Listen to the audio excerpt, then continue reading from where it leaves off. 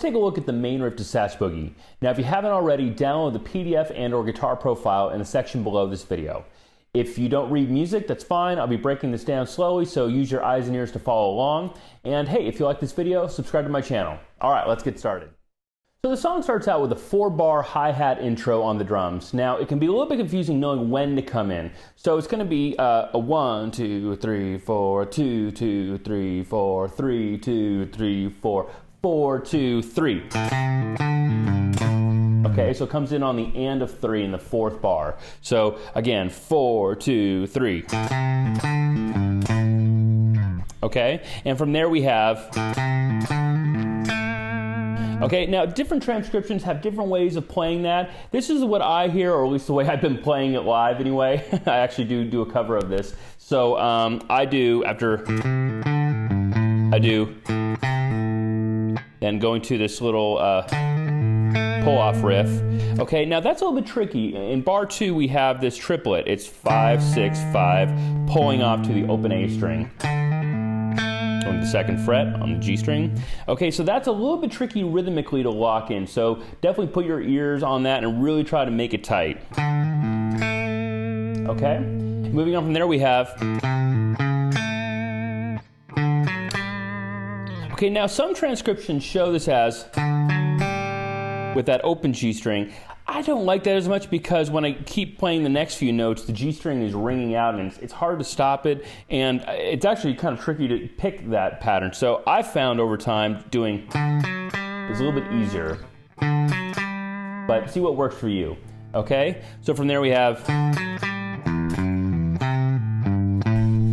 and again, there's different variations of how people have played that, but that's what I hear and what I've done. So, you know, put your own ears on it if you hear a discrepancy. Okay, and then from there we repeat it again.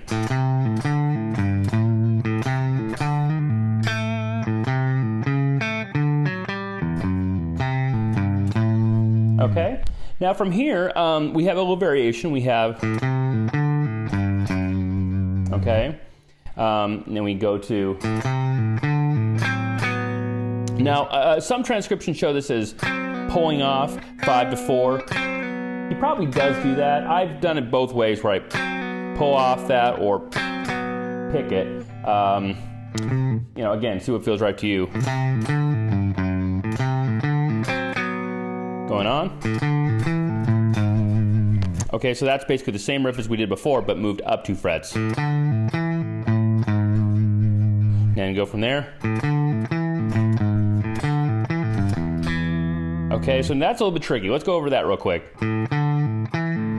That's a triplet right there. So we have this little pickup of, then we go to a triplet on beat 1 of the next bar.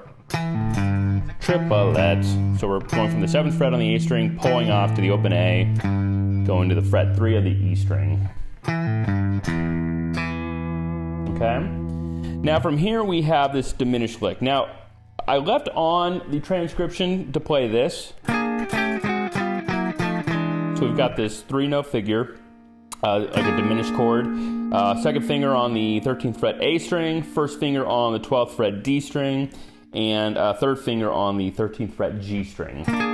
Okay, so, and you just slide it down. Not slide it, but pluck it, or move it down, fret by fret, until you get to the 7th fret here. Now, one thing though about this is I've watched Joe play this live on a live DVD, and I see him play it like this. Where his 1st finger's on the 12th fret low E string, and then these 2 notes are the same, but with your 2nd and 3rd finger. Okay, so we have... Okay, now from here we have... Same thing again. Now here's where the variation comes in. So one more time we have, and we can use that open G string as a pivot note to get from the different position, especially when we get up to here.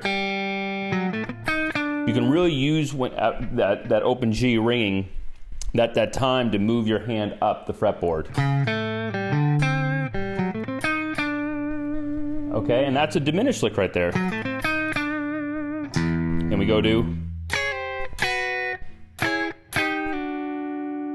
Okay, and that's basically a little fourth pattern.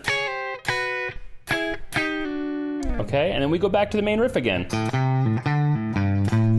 Okay, and then, and,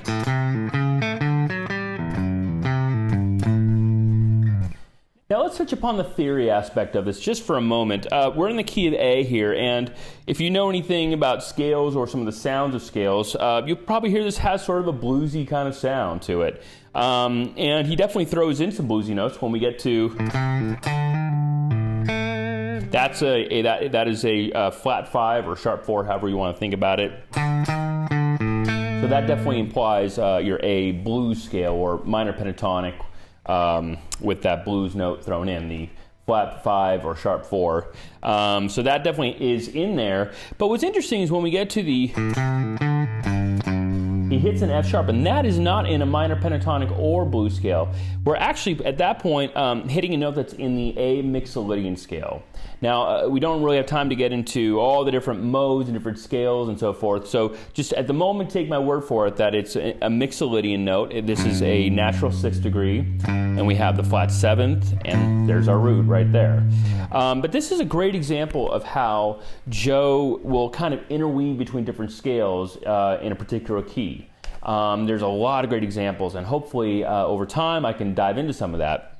So one of the hardest things about this song is keeping it in the pocket. So make sure to practice this to a metronome. In fact, if you set the metronome to be your 2 and 4, so click, click, click, make sure those two are 2 and 4. So like 1, 2, 3, 4, 1, 2.